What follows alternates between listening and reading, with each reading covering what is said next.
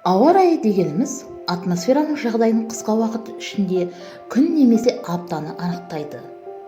Климат дегеніміз атмосфераның жағдайын жыл немесе 10 жылдық сияқты ұзақ кезеңдерге анықталады.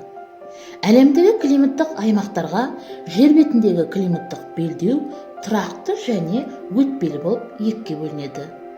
Тұрақты белдеулер оларға экваторлық, тропиктік, қоңыржай және арктикалық жатады. Ал өтпелі белдеулер субэкваторлық, субтропиктік және субарктикалық белдеулер. Жаһандық климаттың өзгеруі жер шарының бір бөлігінде аптап ыстық болса, ал екінші бөлігінде мүлдем сол жергілікті аймаққа сай емес күннің суығы климаттың өзгеруіне әкеп соғады.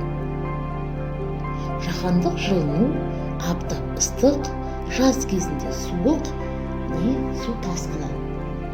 Жер бетіндегі орташа температураның артуы, ауаның ластануы, өнеркәсіп санының артуы, ормандарды құрту, жанартаулардың атқылауы ғаламдық жылынудың басты себептері болып табылады.